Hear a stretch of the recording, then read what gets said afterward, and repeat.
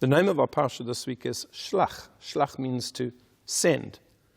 And it denotes a person instructing a proxy to act on their behalf. In this case, Moshe instructing the 12 spies to go and to scout out the land of Israel. The concept of shlichut, a messenger, is a massive concept in Jewish law.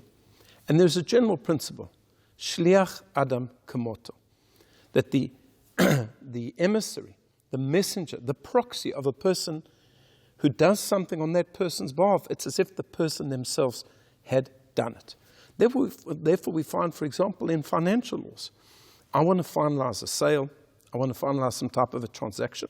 I can appoint a proxy to go and to do that transaction on my behalf. We find this, for example, in the run-up to Pesach, when we sell our chametz, our leaven, to a Gentile.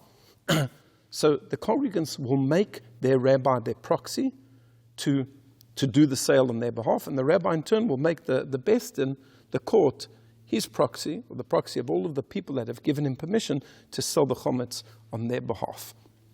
There are also certain times that you can appoint somebody to perform certain mitzvot on your behalf. So, for example, a father who doesn't know how to do circumcision can appoint a mohel to do the mitzvah of brit milah on his son. But there are certain instances where shlichut, where appointing a messenger simply does not work. One example of this is where the Talmud says, ein shliach lidvar aveira.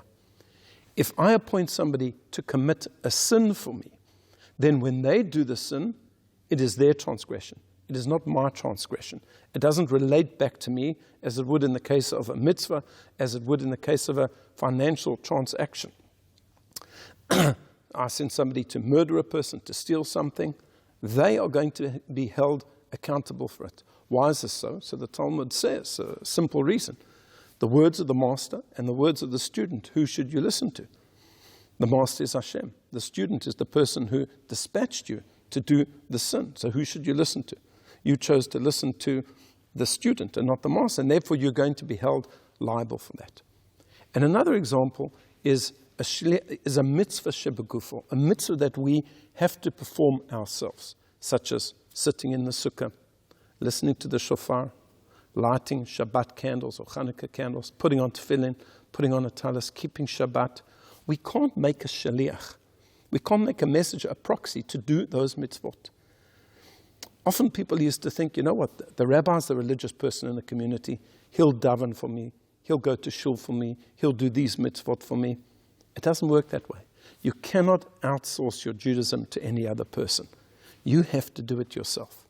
There are instances, it's true, financial instances, certain mitzvot that you can appoint a person to act in your stead. But when it comes to Judaism, it's something that we have to do ourselves. I wish you a Shabbat Shalom.